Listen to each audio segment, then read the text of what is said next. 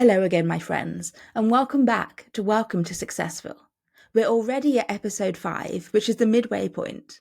It feels amazing to me that we've got here so quickly. This week, I'm joined by Sarah Ellis, who is a podcaster and a best-selling author, and I'll introduce you to her more properly once the episode begins. During our chat, Sarah mentions a few resources and other bits, and I'm going to put those in the show notes, along with a link to the episode transcript as usual.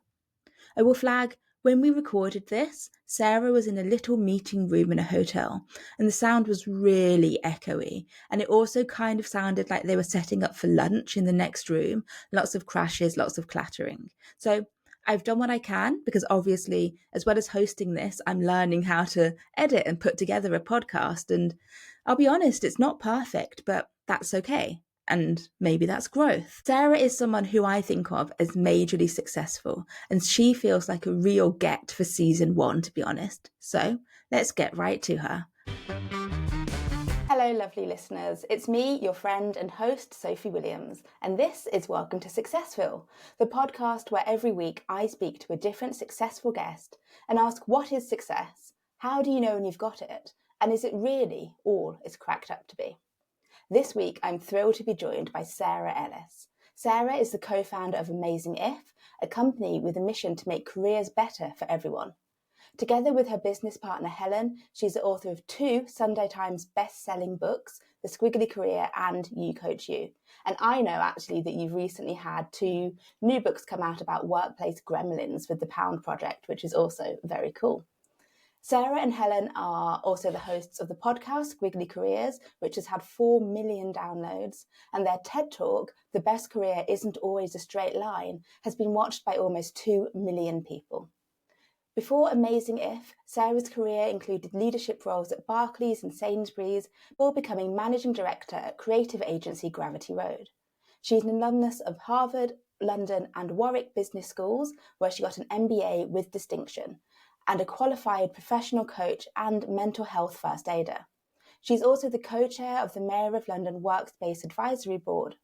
Sarah lives in London with her partner and her bug-loving 6-year-old Max.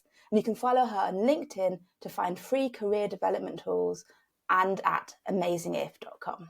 Sarah, hello and welcome to Successville. Hi, Sophie. Thank you so much for inviting me. I'm really looking forward to our conversation today. And perhaps having just heard all of my good stuff, we should perhaps talk about some of the failures along the way. It's a way longer list than those things you were just talking about. I always start actually by asking my guests how it feels to have that bio read out, because, you know, we all write our own bios by and large, or we, you know, have a PR person who does it for us. How does that feel to you? What does it feel like to have that bio read back? I think partly I feel proud. It helps you to take a moment to press pause and reflect on the things that you have worked very hard to make happen. I always feel like those things weren't luck and it didn't just happen to me. Like I worked really hard to create those opportunities, so I want to feel good about them. I do always feel a little bit like the BBC though, where you're like, I feel like a bit of balance would be helpful. You know, you're just like, okay, well, here's all the good stuff, but also over a very long period of time, and then you're condensing it. And lots of those things that you just described were years and years and years in the making. And so I guess it's that typical thing, isn't it, that I always caution against, of whether it's listening to a bio like that, whether it's looking at someone's LinkedIn profile, you are seeing the highlights reel. Like definitely, you just heard some of my highlights reel and you heard none of the lowlights, and you don't hear any of the effort. You don't hear any of the endeavour that goes behind any of those things. So, you know, it's a snapshot that certainly I feel good about. But I definitely want all of your listeners to know, you know, it was bloody hard work. I think that's so true and so important. And I think we talk about social media in that sense, right? We talk about social media as this really curated sort of highlights reel, like you put it. But I don't think we talk about like LinkedIn or our bios in that sort of way. And it's so true when you say that is a collection of stuff we've worked really hard for, but over this huge, huge period. And I know when I hear people's bios, I often feel like, how am I ever going to catch up? And I don't think, oh, it took you a really long time to become this person as well. I've often joked that this podcast could be called Conversations with People I Am Jealous of. And it's catchy. I like that. There's still time to change it. And there's really no one who that's more true for or about than you and your business partner, Helen.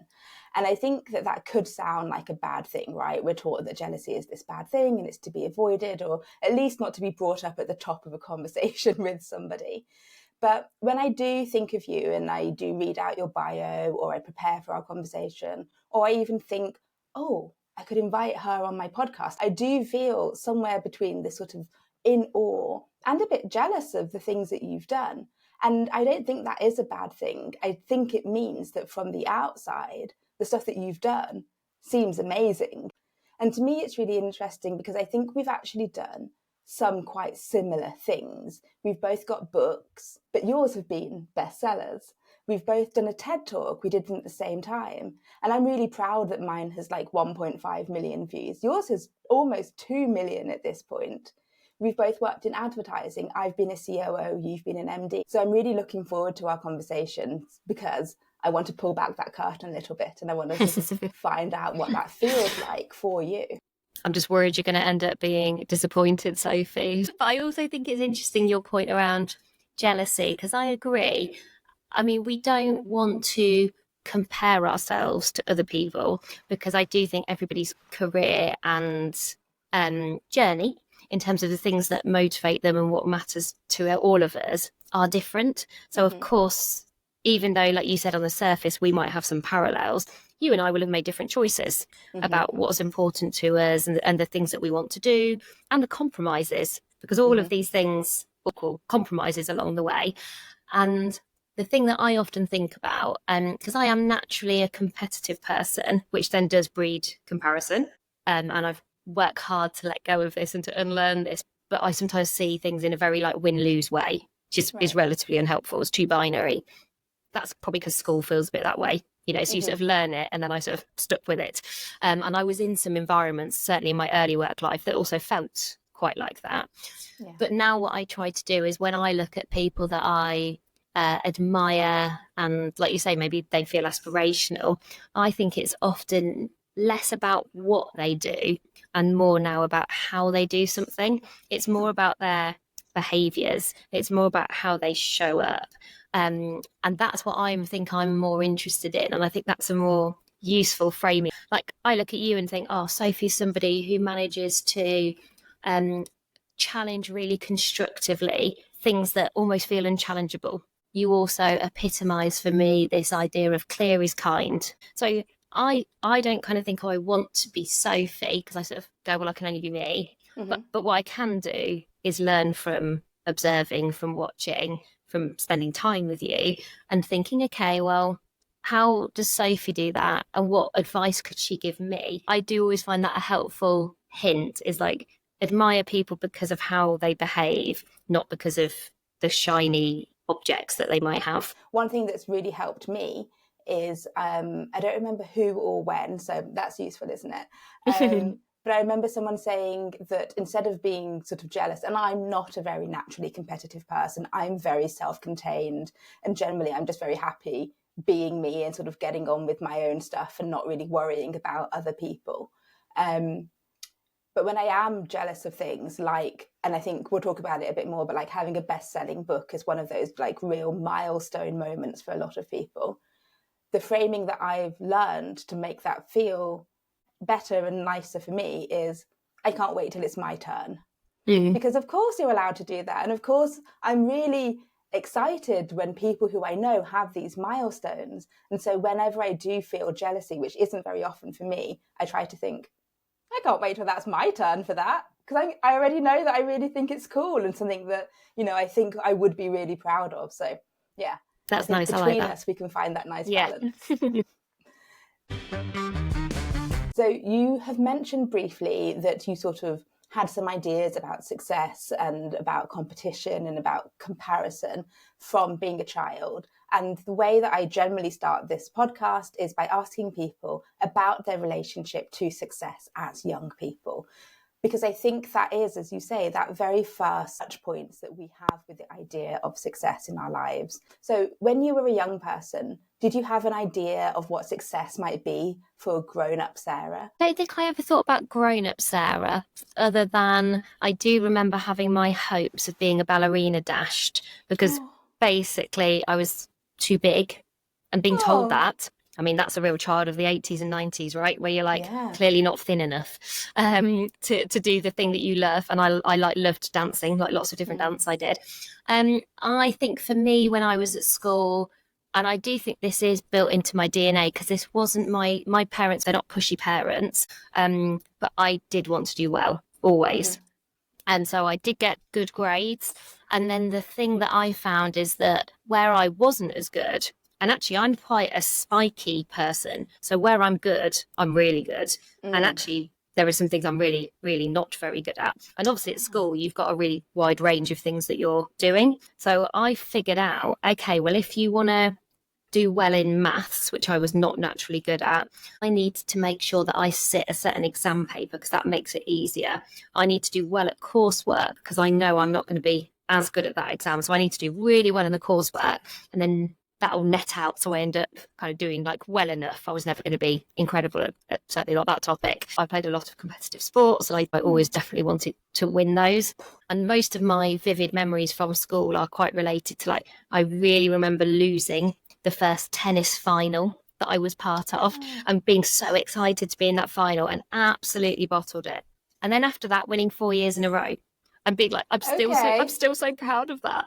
I don't live in that part of the country anymore, but my young niece does live up the road from that tennis like club. And I always say to my sister, I was like, when she's old enough, you've got to take her and show her this board that has my name on it still. And I'm like really clinging on to past successes. And then I had a real dilemma, actually, when I was finishing school. I was going to go and study something relatively arts related at university. I was going to do sociology, philosophy, something in that kind of sphere. And all the universities I went to visit, it was those topics. And then at the last minute, I really panicked that I would never get a job, that those topics would never get me a job. And I knew that I would always need one, that I was never going to get any, we just didn't have the circumstances to have any help. So it was like, I knew I'd need to earn money from day one and support myself. And so suddenly I did like a massive left turn, having not done any A-level. All my A-levels were artsy. Like, I did philosophy, I did English literature, I did sociology, all these things. I did those exact A-levels. Did you? Plus theatre. Yeah. There you go. Yeah. I wanted to do dance A-level, but my parents did draw the line at that one, I have to say, which is interesting, because I think it would have been fine. But anyway, in the end, I ended up doing a business management degree, and I did a very unusual degree. I did one where you, in the first year of university, you ran a company. Wow. And then in years 2 and years 3, you were working in a FTSE 100 company. So I barely went to university. I was working in a FTSE 100 company at 19, with this very small cohort of Richard Branson wannabes that I really didn't fit in with, who'd all done like business economics and those kind of things for A-level. And I really questioned, like, what have I done? I wanted to leave. I really remember a conversation with a mentor at university saying to her, like, this is not for me. I think I should leave. I think I should start again. I think I should look at a different degree. I don't know what I was thinking. And I do know what I was thinking. I was thinking it's harder when you come from some backgrounds to draw a line between philosophy and getting a job. And of course you can do philosophy and get a job. Like, I know that now, but my parents had done very vocational things. My dad was a surveyor, my mum was a nurse. And so I was like, you've got to do something that directly relates to a job where you're going to earn money. And so I just about stuck it out.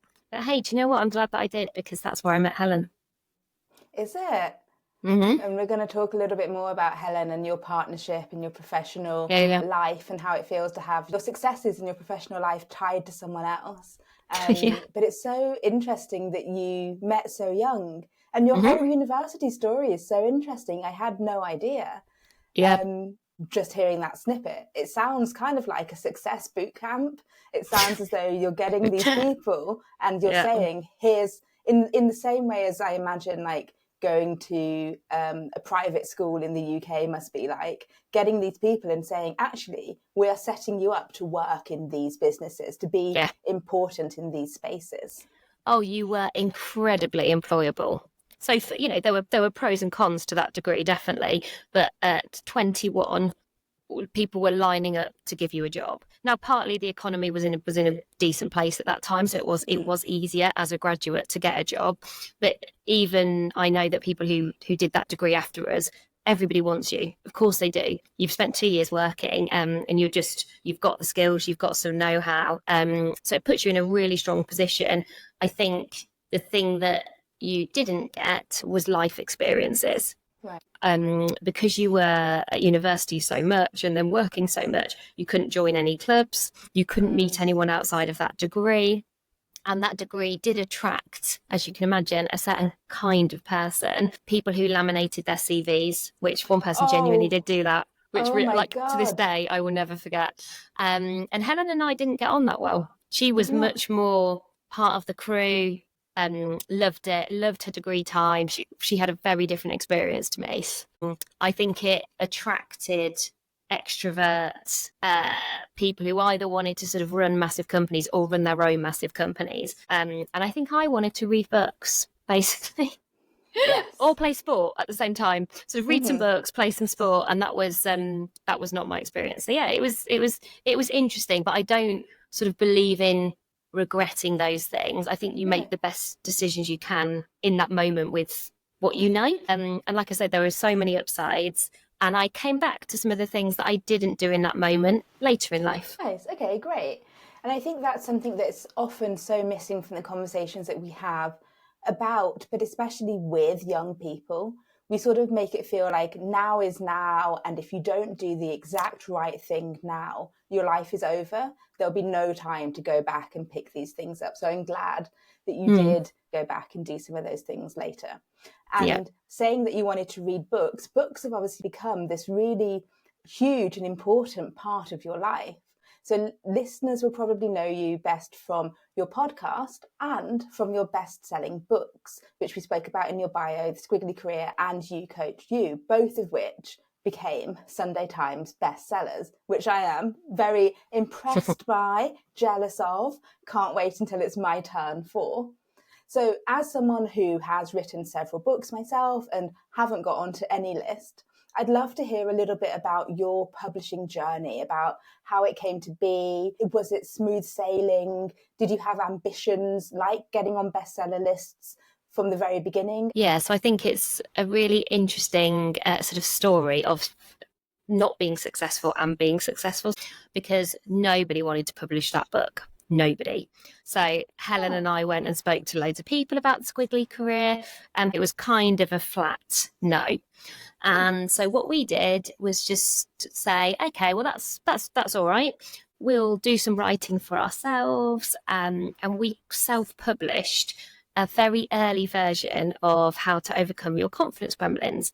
And recently we published a book called Gremlins with the Pound Project, which is basically a way better version of that first book that we wrote. I mean, it would be probably 15 years ago now. And we just sort of did it ourselves. And you know what? That was great. Practice writing. It was creative. I was proud of it. We still published it. Some people actually, quite funnily, have followed Amazing If since then, and they are really proud of those copies. Whereas I'm a bit like, oh, crikey, like that's super, super early work, but all part of the process. And I think that's one of the things you definitely learn with writing and books is it is all a process. It definitely is all a process. So nobody wanted to publish it. And funnily enough, a couple of years later, the podcast has started to get a bit bigger, and one publisher did approach us, and we were like, yeah, sounds great. It was a good publisher. And we were quite close to signing that contract. And then somebody from Penguin, our first editor, Lydia, saw Helen on stage talking about Squiggly Careers and said to us, I'd love to publish that book. And we said, oh, great, but we're about to sign this deal. And credit to Lydia, she said, give me 24 hours. And she totally delivered. So in 24 hours, we had a contract and we had a book deal. But like, listeners should never get too excited about that. You don't make any money from books unless you are selling millions of books. You don't make money from books. What you do is get good at being able to write down with clarity what you believe in and what you think and what you want to share. Writing is a hard process unless you're absolutely incredible at it, which that's definitely a learnt skill for Helen and I. Yeah. And in that time, we then sort of decided, okay, what actually matters to us about writing a book is that it gives us the opportunity to share our ideas and our actions with loads more people. So we don't have to be in a room. And that felt like a really good thing for us because we want to reach people in affordable and accessible way. And so, yeah, you can't ever be in it for the money. If money is an accidental upside, I think great. But that's not been our reality. So we definitely, we run a commercial company that does not benefit from having a book. But what it does benefit from is, I think it acts as a point of credibility. It's something that we can talk to learners about. So it does loads of other good things, and I am incredibly proud of them. I think that's so important and so interesting because I don't know if it happened to you, but when I first published, I think my first 2 books, I would just get loads of messages all the time from people just saying, I really want to do this. I've been working on this. I've got this idea. And they all seem to have this presumption that it meant that you were earning money. And I think it's really important to demystify and decouple that. And I always say that unless you're J.K. Rowling, a book is not going to make you a lot of money. And then I always caveat that by saying, and you don't want to be J.K. Rowling. And so, yeah, there's it does give you loads of other things, and that credibility and that idea of success, almost like an endorsement from someone, like you've had an idea that's good enough that someone has committed it to publishing. But yeah, it's not the moneymaker people imagine it might be. And then I think the other thing that people underestimate, and this is where I'm really grateful that Helen and I both worked in marketing for a long time, is that you think, oh, well, I'm being published by this big brand, whether that's Penguin or HarperCollins or whoever, someone you've heard of, or just a publisher. Wow, they're going to sell all the books. You know, we will write the words, they will help us write the words, and then they will sort of just make it happen. And I think early on, and this is definitely advice I would give to people listening on anything that you want to do, find someone who has been there and done that and is really open and transparent with their experience. And we had Bruce Daisley. So Bruce had published The Joy of Work about a year before us. Bruce used to work at Twitter, and he's kind of been a really good friend to us. And he was just he's brutally honest, is Bruce. That's like one of the best things about him. And so we were under no illusion if we wanted them to become bestsellers, like what we would need to do, the time, the energy, what that would have to look like, some of the trade-offs and compromises. And so I think we were relatively open eyes in terms of like what the experience was going to be like. But I equally know loads of authors who are so disappointed that, you know, their book is not a bestseller on Amazon, that it's not in the front window of every bookshop. I think if you are writing because you care about sort of sharing your words, and then I think that's a really good starting point. And actually, it doesn't really matter whether 10 people read it, 1,000 people read it, or 10,000 people. If those readers find it useful, like I would always say useful because useful is really important to us, but it might be if those readers find it inspiring, or if those readers then change something as a result of your words. To me, that feels worth it. Like you've had an impact. But I think often, like you said, there's some of these sort of markers of success that we get tracked by just because we don't know what we don't know. Even then, having done the 2 books, like stuff went wrong with the second book that we had never anticipated. And some of my highest moments have been related to books, but some of my lowest ones have been as well. And so I think as long as you're in it for the right reasons, then I think you can ride the wave. I think if you're in it for the wrong reasons, and it's not necessarily wrong, it's just that it just doesn't deliver on these. Like if you're in it for money, and if you're in it because you think it's going to get loads and loads of profile and that's just going to happen, I don't think that is very many people's reality. Absolutely. And it's again back to that conversation about sort of how we put out our best bits and how we package our best bits. Because my first 2 books didn't get anywhere near bestseller charts, and I didn't care. That wasn't what I was trying to do.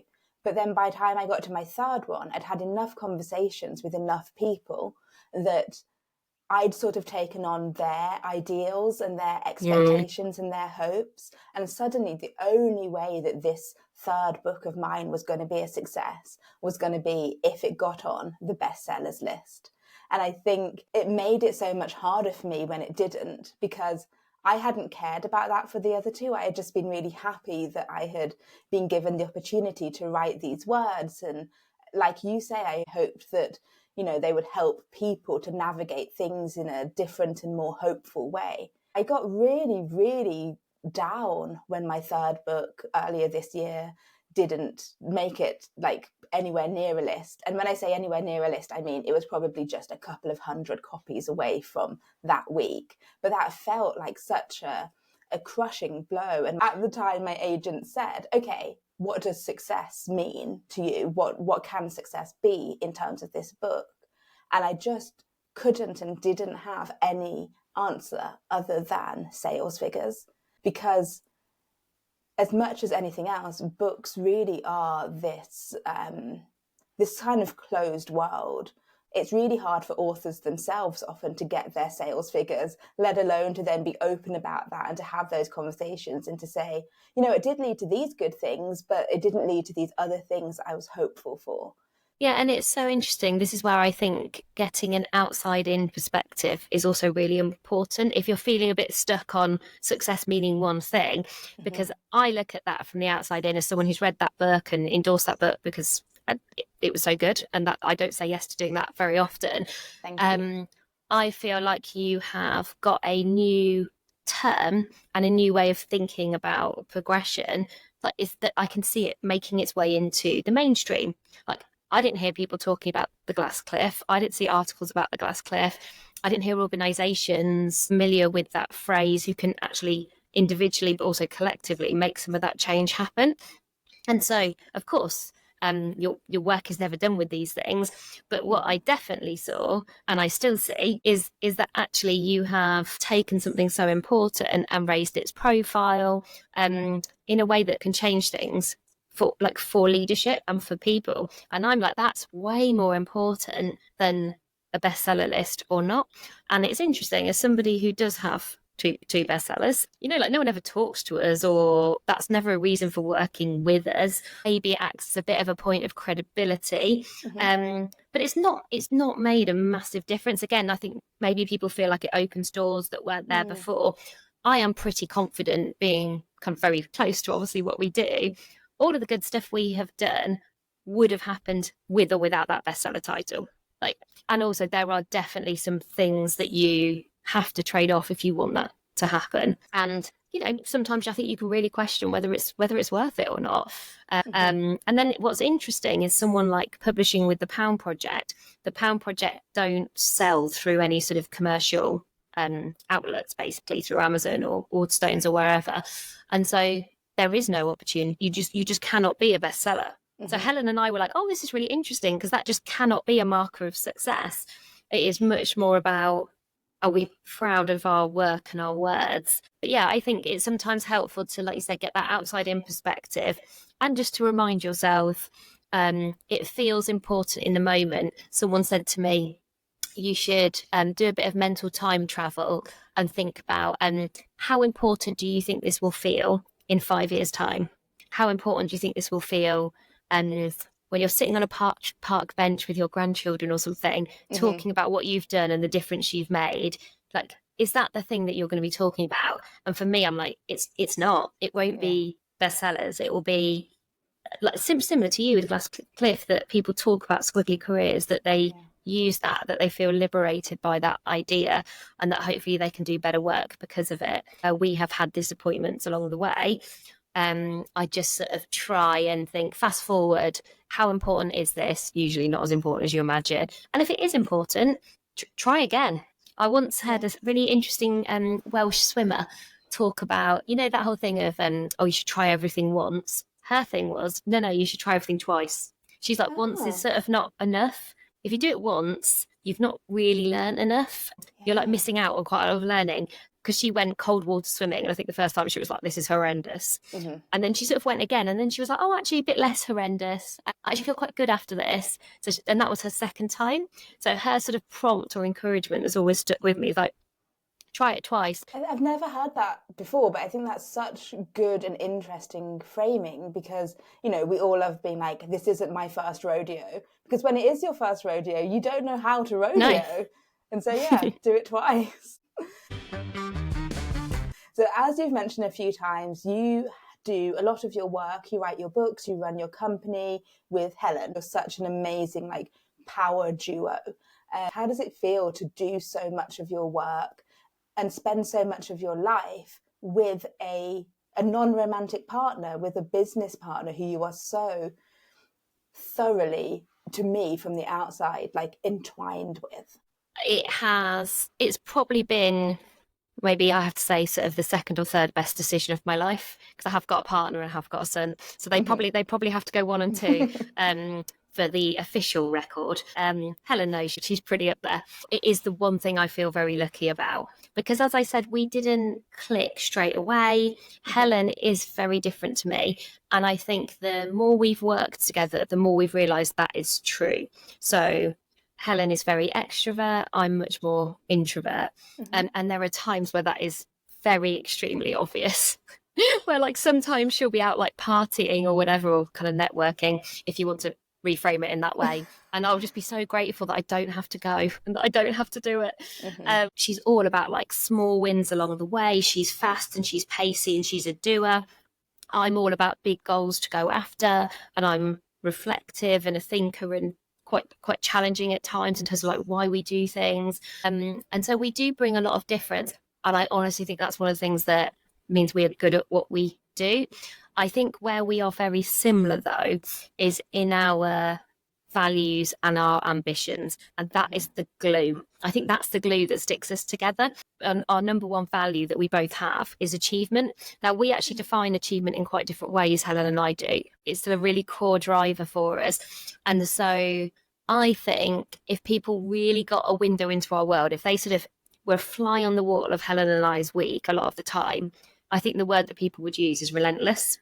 Right. In not always a good way. I don't think lots of people would want to work with us or be part of the reality of our duo. But it really does work for us. And we are constantly saying, like, where we are better because we are a team. So there are times where actually we're better individually, because you just don't need both of us, or, you know, we can sometimes be a bit interchangeable. But certainly when we are creating the podcast, when we're writing the books, you know, I have an idea, she'll maybe edit or critique that idea, or she has an idea and I have an idea, and then together we build a different idea, but that's kind of the best bits of both of them.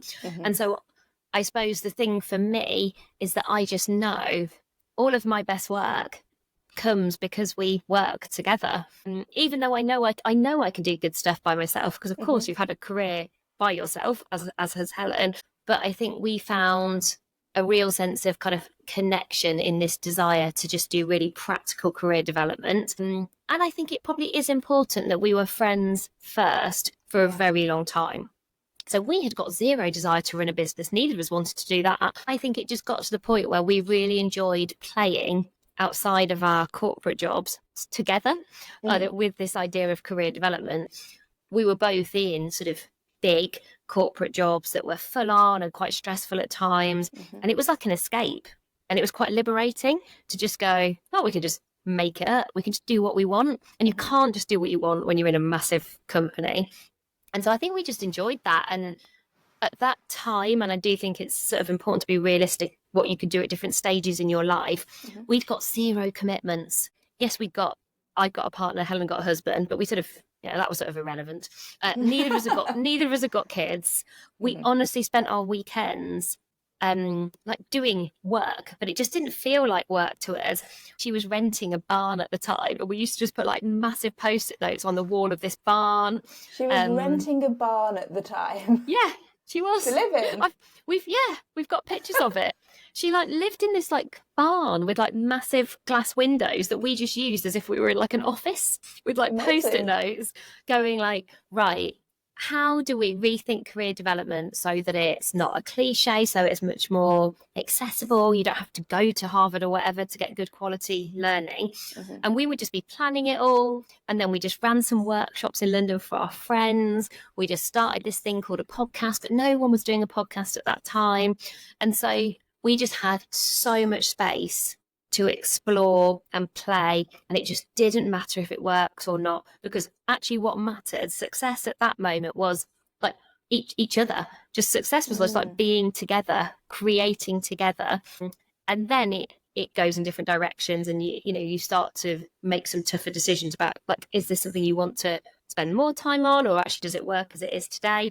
We got pushed a lot of times. As we started to get more traction, people would say to us, like, well, why are you not running this as a company? And honestly, our answer at that time was, because we don't want to. That was enough for us. And then, we both had kids. So it took us ages to decide to run a company together. And even when we did it in a very pragmatic way. So when people talk about success, the whole, I'm just going to run a company and not pay myself. We were like, how?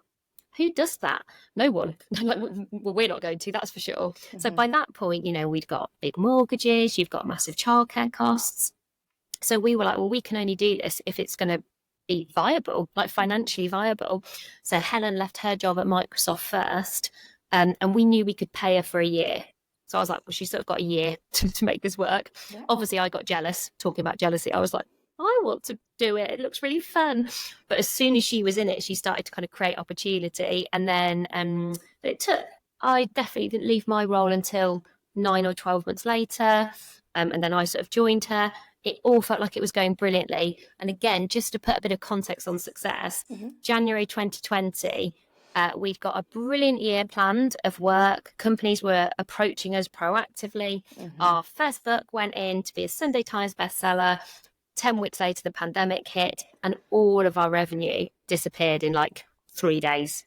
So you can sort of be as successful as you want from the outside, but stuff can just change that there's nothing you can do about, and those things can kind of fall away very, very quickly. Yeah, I can't imagine what it must have been like to have made that decision, to have both left your jobs and to both, it seems to have gone into it like with open and clear eyes, being like, this is what we want to achieve. And, having clearly had these conversations about what matters to you and where you want to go, but then just external circumstance to be like, whoa. And this idea of sort of longevity and security within success, I think is something that we don't really talk about very much, because I think success is very often tied to these individual moments of writing this book or getting on this list or doing this thing. But then when I thought of success, I thought of it as almost a state you could achieve. You could achieve success, and then you didn't have to keep doing things or keep pushing or keep doing more stuff, because you'd already achieved success, and that was, a big tick. You've ticked it off the list, yeah. Absolutely. But I think what you're saying, and what I think I'm coming to understand, and I'm curious about, is success is more than those individual moments, I think. I think it's maybe what you were saying about how you live and how you behave and those sort of values. One of the things that I do have, which really helps me not get distracted by what I sometimes describe as shoulds and shiny objects. Oh, I should be doing this. Or a shiny object could definitely be being on a bestseller list. You're like, oh, it's shiny, looks good. It's very appealing. The dopamine hit for 10 seconds, you like, is good. But I sort of wrote a work in progress success statement. So I have mine written. It's a very short paragraph, probably 4 sentences, and Helen has hers as a visual. And that statement, that sort of work in progress success statement, I don't see it as fixed, but I do see it as an anchor to keep coming back to. It is a really good filter for decision making and for what matters most to me.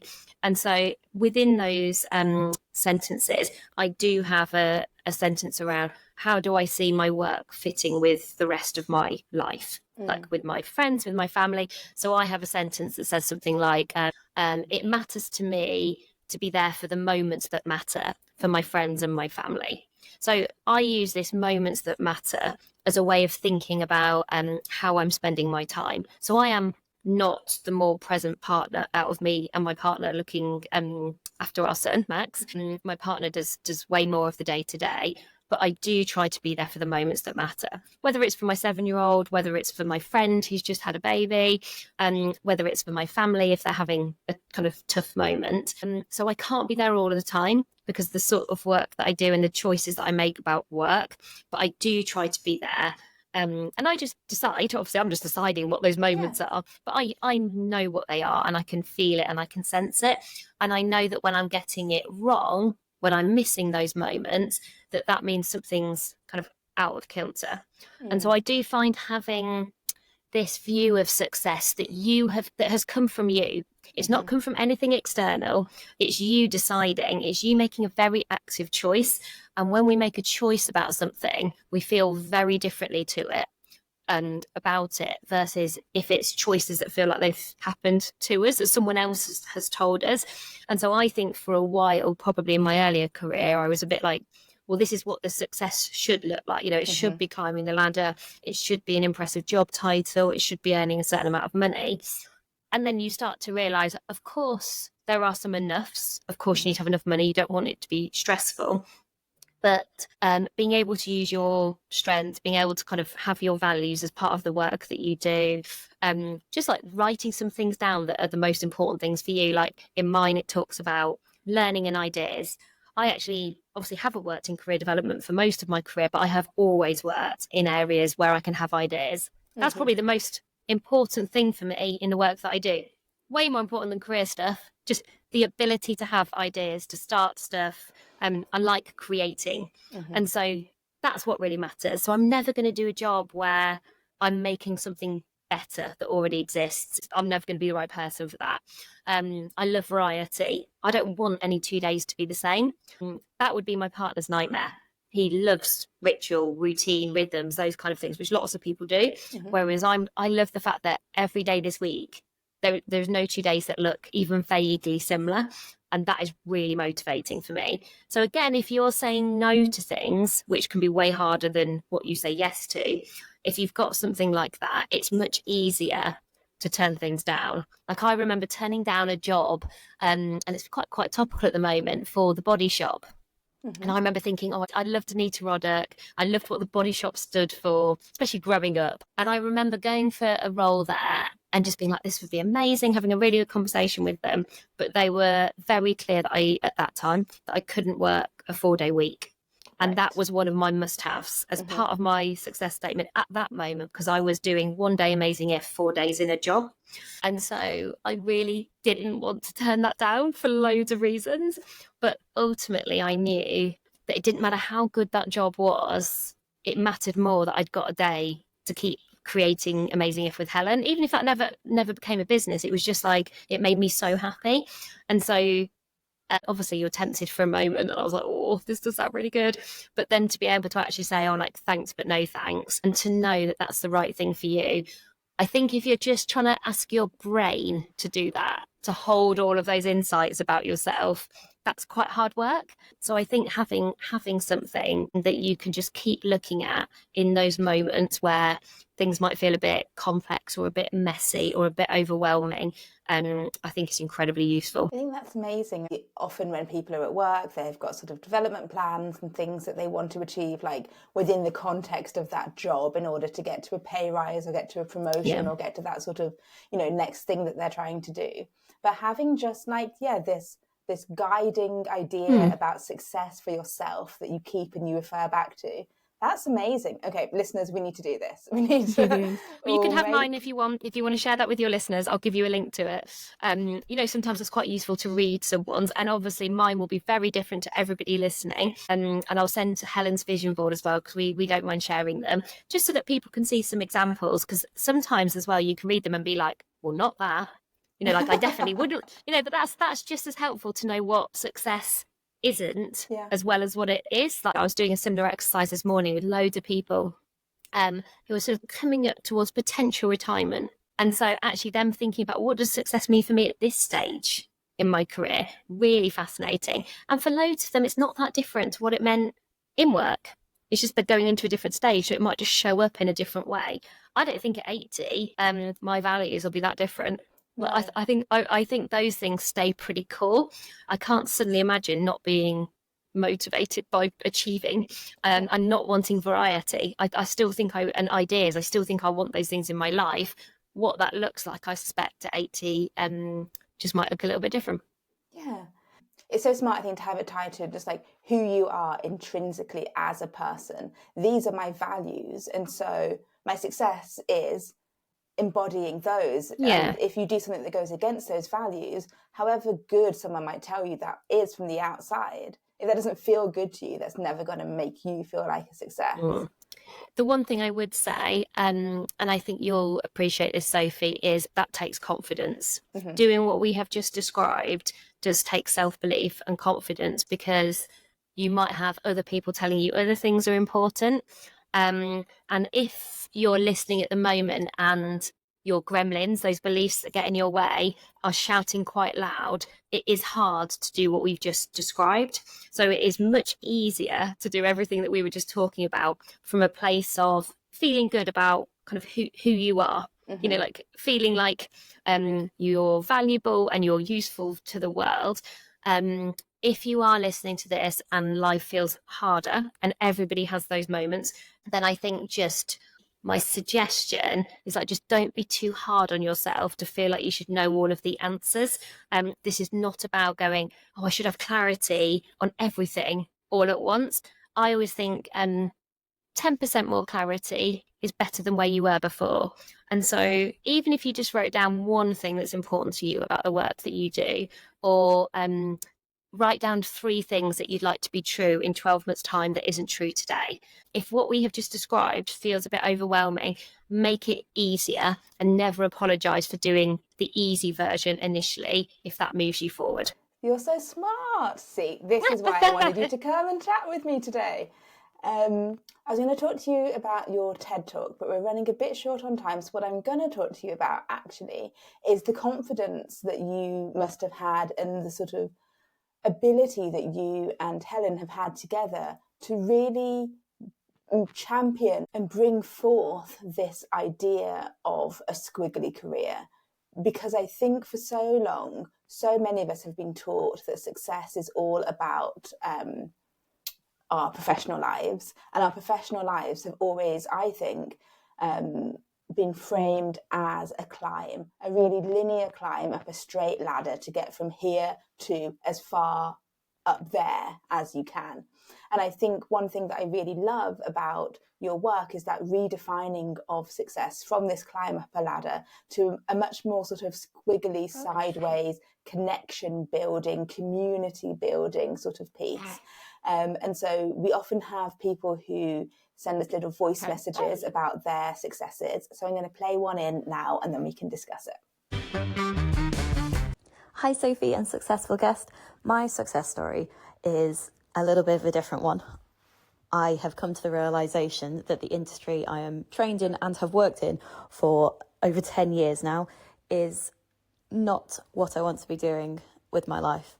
And while I'm still on the lookout and working out and working towards what that next role might be, the realisation that the industry I'm in does not align with who I want to be and what I want to be doing with my life is a massive success in my eyes, and I'm very excited for the future.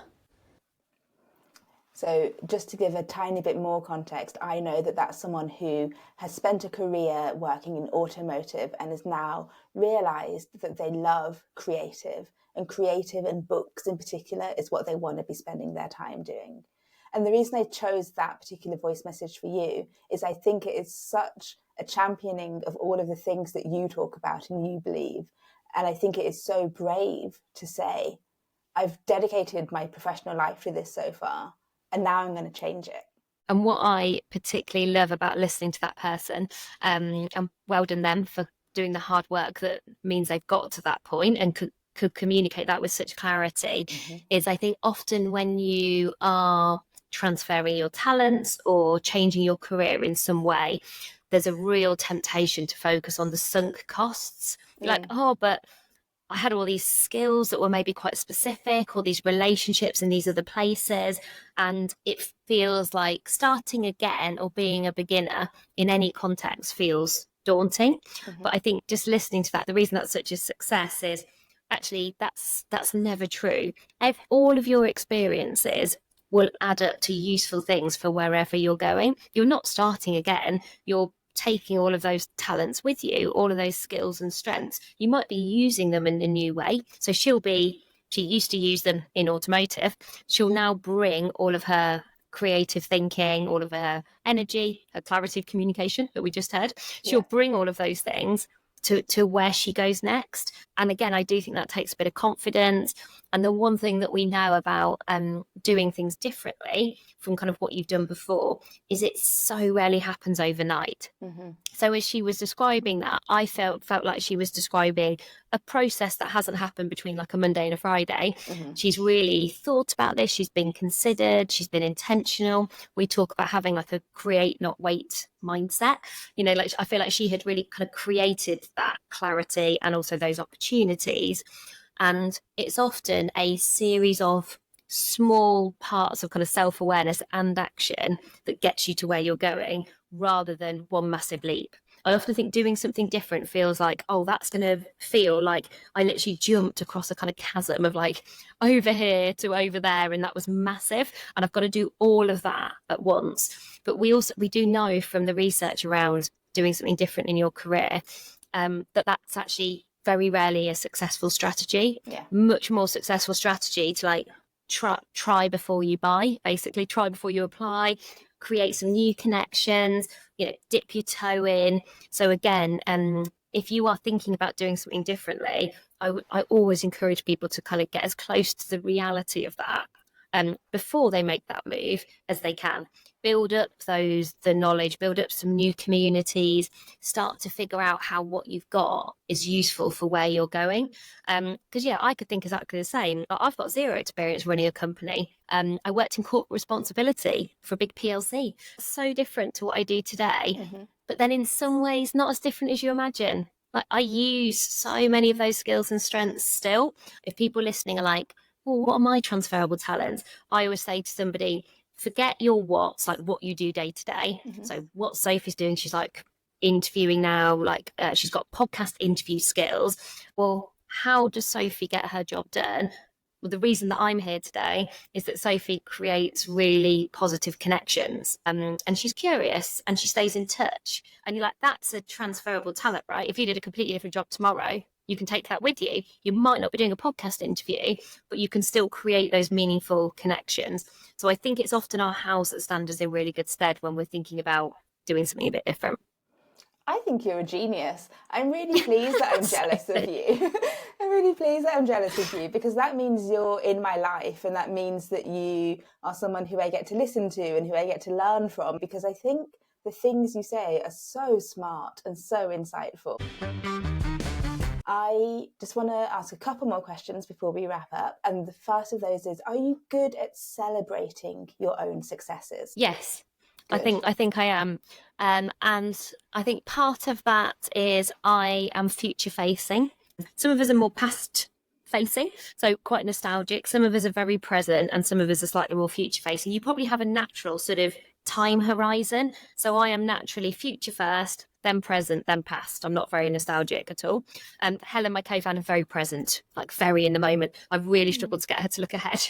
I look ahead for her, and we always kind of joke about that. And neither of us are great at looking at the past, to be honest. But that's useful. Looking at the past is useful because you obviously learn. You learn from what you've done so far. So there's no right or wrong. But I think because I am future looking and future facing, I imagine how I'm going to celebrate. So I will think, like, we are writing our next book at the moment. Amazing. And I will think on September the 6th, when our first draft has to go in, I will genuinely plan like a celebration, like whatever. It might just look like me reading by myself for 2 hours in a cafe, but I would definitely plan that in. I also know, and I think because I sort of teach this and advocate this in the workshops that we do, when you celebrate your wins along the way, you create optimism kind of for your brain. And when we are more optimistic, we're better at spotting opportunities, solving problems and asking for help. and I want to be good at all those things. So I think, oh, it's worth celebrating the wins along the way. Do you, at this point in your life, think of yourself as a successful person? That's a good question. Would I sort of self-identify as being successful? I think yes, because I have created a work life where I think I am doing the thing that I'm good at. And I don't think that's a big long list. I think for some people, they genuinely are quite ambidextrous. There's like loads of things that they could do really, really well. I think I am doing one of the shorter list of things that I can honestly do really well. Like I know I am good at what I do, and I see the positive impact that I have. Certainly, obviously, if I sort of thought about my career so far, I had other roles where I also felt like I was sort of successful in that moment. And in those roles, I think, again, it was because I was doing the stuff that I was really good at. In the main, I work hard to also design my work in a way that means I've created a life that I kind of want to lead. And we've made some choices, like as a family, about how to make that happen. And so that, like I said, like I do want to be there for Max, my son. Don't want to be there all the time. It gets a bit annoying after a bit. But I do want to be there some of the time. And so I have actually been really thoughtful and intentional kind of about that. Both Helen and I, and my actual partner and I, have really kind of thought about like, well, like what do we want like a week to look like? And I just think very practically, I want to get to the end of a week and think, was my time at work well spent? And I think I want to spend my time well. And I do feel like I'm doing that. And I think that is success. I think that is success. And I'm really pleased that, as well as putting it into your bio about your home life and your family, I'm glad that that came up at the end as well, because I think so often in these conversations about success, we default to the professional, we default to these sort of big career moments. And I think it's so good and important that I think more and more people are saying, yes, I am successful because of my professional life, but also because of this personal life that I have built and protected and made for myself. But just before we wrap up, we always end with some quick fire questions. So I'm just going to do those very quickly. The first one I will answer alongside you. So the first question in our quick fire questions is, what is your secret success? What is something that you're proud of that will never make it into your bio or onto your CV? My one for this week is I have a double height bookcase, and we recently installed a rolling library ladder like Beauty and the Beast. So now I can pretend I'm Belle. Okay, at this point, I'm very jealous, and I will absolutely need to see a photograph of that. Okay. My sort of secret success that would never make it into my bio, either that I'm a qualified aerobics instructor. Wow. But I've not really done it since I was like 21. So it'd be very Grapevine fame related. So it'd be very leg warmer vibes. I want that. And I've done a parachute jump by myself. Wow. Amazing. Okay, number 2. Where and when do you feel the most successful? I think it's a really good question. That's really made me pause for thought. And I appreciate that's the exact opposite of a fast fire question. I think it is when someone gets in touch out of the blue and shares their story and how we have had a positive impact on them and their career in a very individual way. And at that point, I think, oh, what I do matters. It does. What you do does matter. Is there anything that you really wanted to happen, that you really hoped for, but just never quite came through? I don't think so. But I think I don't have naturally, like I said, because I don't look back very often and I don't regret things. There are definitely things that didn't happen. Like every time I went for a promotion at work in the whole of my career, I didn't get it the first time around. I was always the second time around. Maybe at that point I should have thought, yeah, try everything twice. It sort of worked out. So there are definitely things that sort of didn't happen, but I don't ever look back and think, oh, I really wanted something and it didn't sort of make it I didn't make it happen. Like I don't believe in kind of manifesting things into the world. But I think probably what I've realised is I was sort of as happy with a lot less than I sort of have today, because I think often it is those like simple things. As long as you've got enough, it is the simple things that you do really value. I'm glad. And it might have been that you encapsulated it in your last answer, but what does success mean to you at this point in your life? It's using my strengths in a way that is useful to other people so I can help support people with their careers in a really practical way. It's making sure that my values of achievement, ideas, learning, and variety are part of who I am, and they show up through the work that I do. And it's being there for the moments that matter for my friends and my family. Sarah, thank you so much for being part of the podcast today. Thank you for visiting Successville. I'm so happy to have had our conversation, and I feel like I've got a lot to go and think about. I'm going to go and try and think about what my values are and what that sort of underpinning of success might be to me. If people want to find out more about your work, if people want to follow you or celebrate your successes in real time, where's the best place that they can find you? If they go to amazingif.com, there's a free toolkit there. So there's loads of free stuff on the website. So that could be quite useful. And also you can search all the different podcast episodes, because there are about 400 now of the Squiggly Career. So hopefully any work dilemma or challenge, like we can help. Or if you want to connect with me directly, just connect with me on LinkedIn and say that you've listened to Sophie and Successville. And I will always accept that connection. And you can always ask me something directly there too. It's so kind and generous of you. Thank you so much, Sarah. Thank you for having me. I've enjoyed hanging out in Successville with Sophie. That was the wonderful Sarah Ellis. And that is the end of this episode of Welcome to Successville. Thank you so much for coming on this journey with me again. I'm putting links to Sarah's website, Amazing If, her books, hers and Helen's success plans in the show notes if you want to spend more time with her. If you also want to spend more time with me, you can find me on Instagram at Sophie Williams Official, which is where you can also send me a voice note if you'd like to share your own thoughts or feelings about success, or if you just want to celebrate a win, and maybe we can even include it in season 2. If email is more your thing, you can drop me an email on welcometosuccessville@gmail.com, again with a voice note. So that's at Sophie Williams Official on Instagram, or welcometosuccessville@gmail.com if you don't want to worry about your voicemail being cut off at 60 seconds. And as always, you get bonus points if you begin, "Hello Sophie," and "successful guest." Thank you so much to Nikki Jones for today's listener voice message. And as an update, I'm happy to tell you that since we recorded this, Nikki's got a new job in a creative industry. She's starting in October, and I am so happy to have our first Welcome to Successville success story. It feels amazing. I'm going to be back next week, and I'm going to be joined by Natalie and Naomi Evans, who are authors and the founders of the Everyday Racism Instagram account. In the meantime, ratings and reviews are really helpful for a brand new project like this. So if you are able to rate, review, subscribe, or tell a friend, then that would really help me to feel successful. And I look forward to seeing you next week, lovely listeners.